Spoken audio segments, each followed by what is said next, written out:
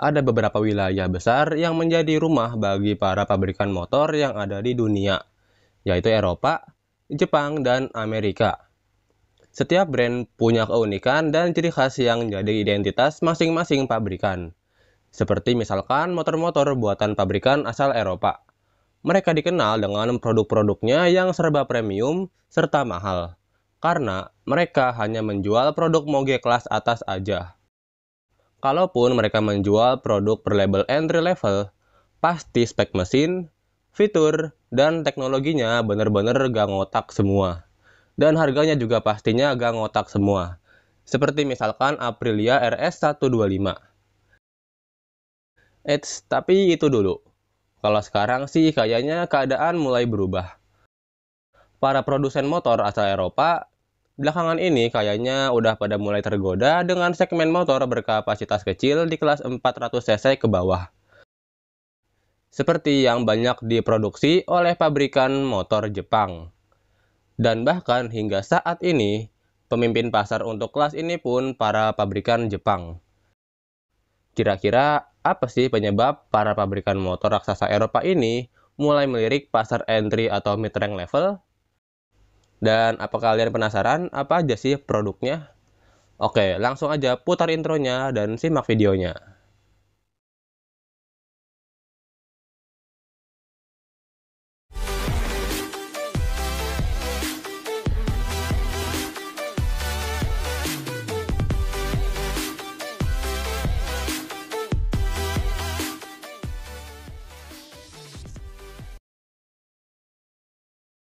Sebenarnya sih ya, para pabrikan Jepang bisa menguasai pasar ini karena para pabrikan motor Amerika juga samanya kayak Eropa.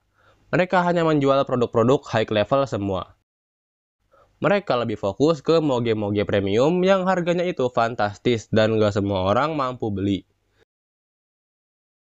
Jadinya, alasan pabrikan motor Eropa mulai tertarik untuk join di kelas non-moge atau di kelas 400 cc ke bawah adalah karena pasar dan peminatnya itu banyak banget.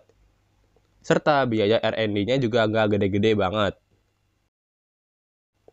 Seperti Ducati. Produk terendah mereka yang terkenal sebelum tahun 2015 adalah Ducati Monster 696 yang kapasitas mesinnya itu 696 cc 2 silinder.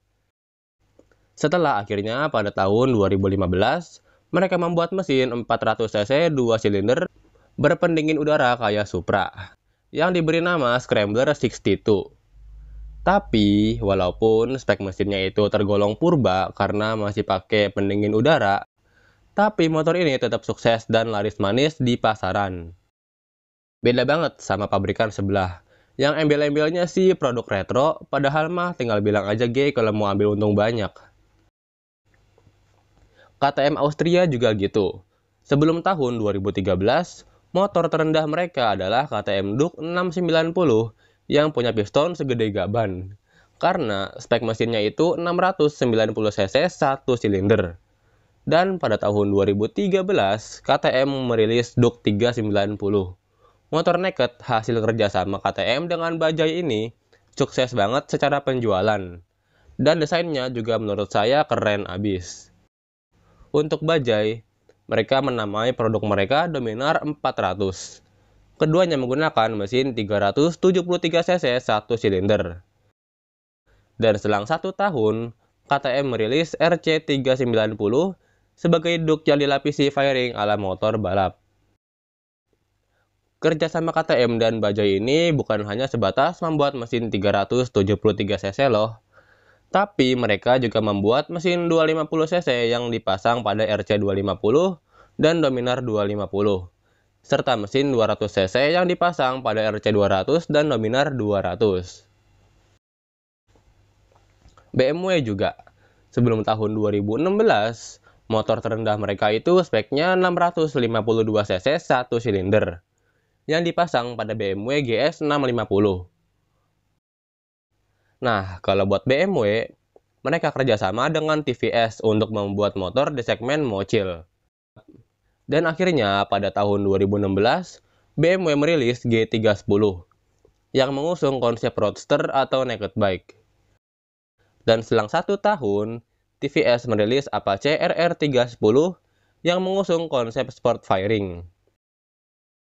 Kedua motor tadi menggunakan mesin 313 cc 1 silinder dengan desain mesin yang agak lain sih menurut saya. Mirip mesin V-twin yang silinder depannya dicopot.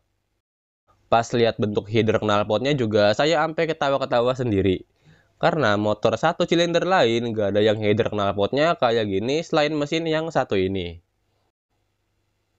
Oke, di sini kita akan membuang jauh-jauh Aprilia. Karena Aprilia punya banyak banget line up motor berkapasitas kecil sejak tahun 90-an. Agak lain emang nih. Kalau MV Agusta sih gak ada sejarahnya dia bikin motor berkapasitas kecil. Paling kecil itu 675 cc 3 silinder yang dipasang pada Brutale 675 dan F3 675. Menurut kalian, apakah MV Agusta akan coba bermain di kelas 400 cc ke bawah? Kalau menurut Mimin sih gak bakal mungkin sebuah MV Agusta ikut di kelas ini. Karena ini taruhannya adalah harga diri perusahaan. MV Agusta dikenal dengan motor-motornya yang kencang dan punya desain tersendiri yang punya estetika yang benar-benar luar biasa. Walaupun desainnya itu sebenarnya soal selera masing-masing, tapi jujur sih desain MV Agusta ini gak pernah salah. Motor-motor buatan MV Agusta juga terkenal kencang loh.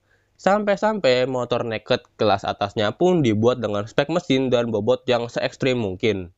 Layaknya sebuah sport firing yang cuman ganti desain bodi doang. Dan pada tahun 1900-an, MV Agusta banyak banget meraih juara dunia di kancah balap internasional. Sebelum pada akhirnya pensiun dan gak pernah ikutan lagi di kejuaraan balap modern hingga saat ini.